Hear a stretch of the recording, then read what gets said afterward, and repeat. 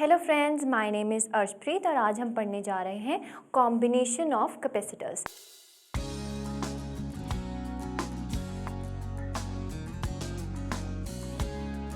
दो टाइप के combinations possible होते हैं कैपेसिटर के। पहला कॉम्बिनेशन होता है सीरीज एंड दूसरा होता है parallel. First is series, the second is parallel. हम बारी बारी से डिस्कस करेंगे। पहले हम डिस्कस करेंगे सीरीज कॉम्बिनेशन ऑफ कैपेसिटर्स, उसके बाद हम डिस्कस करेंगे पैरेलल कॉम्बिनेशन ऑफ कैपेसिटर्स। चलिए देखते हैं सीरीज। सपोज मैंने कोई दो कैपेसिटर्स सीरीज में लगा दिए, लाइक C1 C2, और मैंने C1 की लेफ्ट प्लेट को कनेक्ट किया है बैटरी के पॉजिटिव से एंड C2 की राइट प्लेट को कनेक्ट किया है बैटरी के नेगेटिव से। अब बैटरी के पॉजिटिव से मैंने इस प्लेट को कनेक्ट किया है, तो इस पूरी प्लेट पर कैसे चार्जेस आ जाएंगे? Positive charges. और इस प्लेट पर कैसे चार्जेस आ जाएंगे? Negative charges. देखिए फ्रेंड्स, जब भी कैपेसिटर को हम सीरीज में लगाते हैं तो चार्ज यानी कि Q ये क्या रहता है? सेम। ये माइनस में है, ये प्लस में है। और इन दोनों कैपेसिटर्स के बीच में जो ये जगह है, लाइक दिस, यहाँ पर क्या रहती है? Electric field zero. और अगर यहाँ पर इलेक्ट्रिक फील्ड ज़ीरो है, मीन्स इस प्लेट पे और इस प्लेट पर क्या रहे होंगे? ऑपोजिट चार्जेस रहे होंगे। इस प्लेट पर चार्जेस आते हैं माइनस और इस पे आते हैं प्लस। ये चार्जेस थ्रू इंडक्शन जाते हैं। हम तो चार्जेस सिर्फ इस और इस प्लेट को सप्लाई कर रहे हैं, जो ये वाले चार्जेस हैं ये थ्रू इंडक्शन जा रहे हैं और ये इक्वल मैग्नीट्यूड के चार्जेस होंगे बिकॉज इलेक्ट्रिक फील्ड इस रीजन में क्या रहेगी? ज़ीरो रहेगी। देखिए ध्यान से, टोटल पोटेंशियल था V, हर एक कैपेसिटर के अक्रॉस डिफरेंट पोटेंशियल ड्रॉप होगा। इसके अक्रॉस होगा V1 और इसके अक्रॉस होगा V2। तो हम नेट पोटेंशियल को किसके इक्वल लिख सकते हैं? V is equals to V1 plus V2। अब V1 की वैल्यू क्या रहेगी? आपको मैंने पढ़ाया था लास्ट वीडियो में, C is equals to Q by V, तो V is equals to Q by C, right. तो जो टोटल पोटेंशियल था वो किसके इक्वल आ जाएगा? Total charge by total capacitance. और V1 किसके इक्वल आ जाएगा? चार्ज तो अब सेम था, कैपेसिटेंस 1 कैपेसिटेंस 2।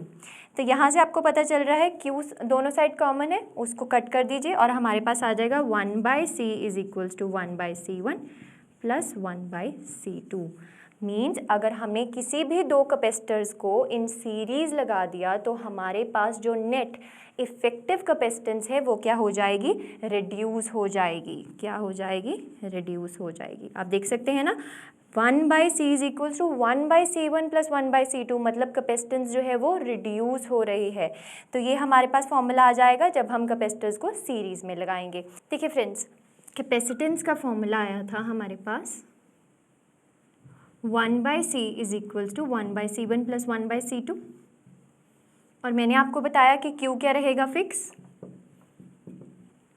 तो C is equals to QV, means Q is equals to CV। तो मैं इक्वेट कर सकती हूँ C1V1 is equals to C2V2, means इन दोनों कैपेसिटर के ऊपर चार्ज क्या है? सेम है।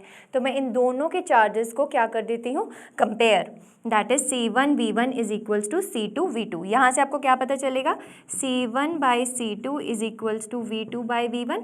तो आप लिख सकते हैं V1 is inversely proportional to C1।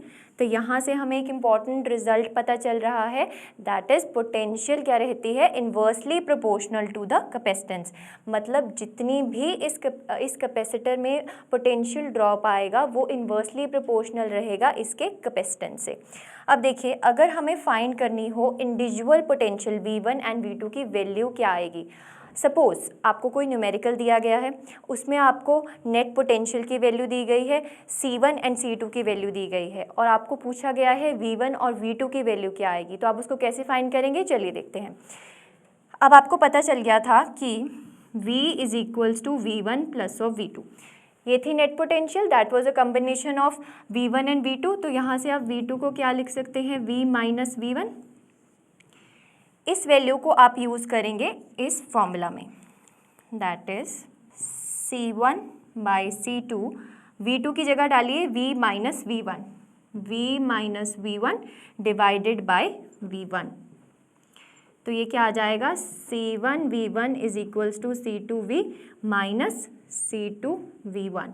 अब V1 को एक साइड ले आइए, C1 plus of C2 into V1 is C2V। तो V1 की वैल्यू आ जाएगी C2 divided by C1 plus C2 into V। Means अगर आपको एक कैपेसिटर के ऊपर पोटेंशियल V1 की वैल्यू फाइंड करनी है तो आप डायरेक्ट फाइंड कर सकते हैं किस फॉर्मूला से, V1 is equals to C2V divided by C1 plus C2। Similarly आप V2 का फॉर्मूला भी लिख सकते हैं। V2 का फॉर्मूला क्या हो जाएगा, V2 is equals to C1 divided by C1 plus C2 divided into V। ये हो गया हमारे पास सीरीज कॉम्बिनेशन। अब हम डिस्कस कर रहे हैं capacitors in parallel combination. Suppose मैं दो कैपेसिटर्स कंसिडर कर लेती हूँ जो कि पैरेलल लगे हैं, C1 C2।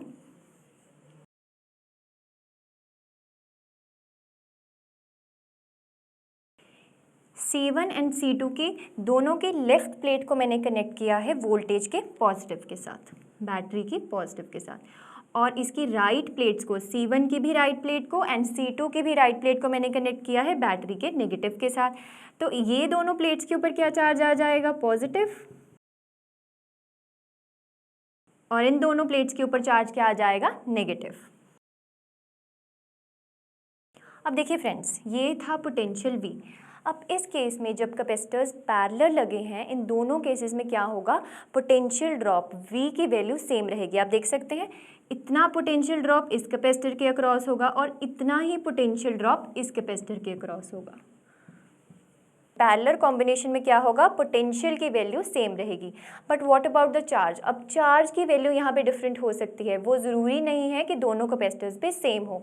तो हम टोटल चार्ज को क्या लिखेंगे, Q is equals to Q1 plus of Q2।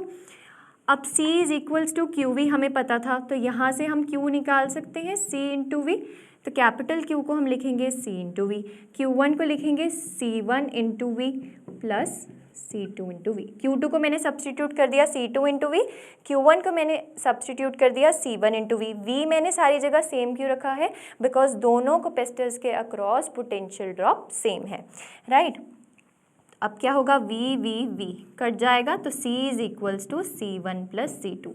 Means parallel combination में क्या होता है, हमारे पास कैपेसिटेंस बढ़ जाती है, यानी कि net effective capacitance increases, effective capacitance increases. देख सकते हैं ना आप, ये ऐड हो रही हैं C1 प्लस C2। मीन्स जो नेट कैपेसिटेंस हो गई हमारे पास वो क्या हो जाएगी, इंक्रीज हो जाएगी, अगर हम दो कैपेसिटर्स को पैरेलली कनेक्ट कर दें। अब देखिए फ्रेंड्स, इंपॉर्टेंट रिजल्ट यहाँ से हम देखेंगे, Q was Q1 plus Q2, right. अगर मेरे पास V सेम था तो मैं लिख सकती थी Q1 upon C1 is equals to Q2 upon C2, ऐसे लिख सकती थी, बिकॉज पोटेंशियल क्या था, सेम था। इस केस में क्या आ जाएगा मेरे पास, Q1 into C2 is equals to Q2 by C1। तो Q1 is directly proportional to C1। Means यहाँ से हमें पता चलेगा कि that Q is directly proportional to C1। मतलब चार्ज क्या रहता है, डायरेक्टली प्रोपोर्शनल रहता है कैपेसिटेंस के। तो यहाँ पे हम क्या फाइंड करेंगे, Q is equals to Q1 plus of Q2। तो यहाँ से हम Q2 को लिख सकते हैं Q माइनस Q1।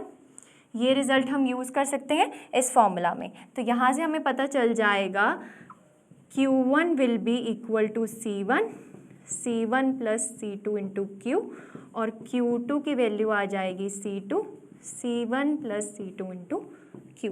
मीन्स अगर आपको C1, C2 और कैपिटल Q की वैल्यू पता है तो आप हर एक कैपेसिटर के ऊपर अलग अलग चार्ज फाइंड कर सकते हैं। इसी के साथ हमारी आज की वीडियो होती है फिनिश। हम नेक्स्ट वीडियो में पढ़ेंगे कि अगर मैं इस कैपेसिटर के बीच में डाइलेक्ट्रिक को प्लेस कर देती हूँ तो मेरे पास कैपेसिटेंस पे क्या फ़र्क पड़ता है। Till then keep revising and enjoy physics.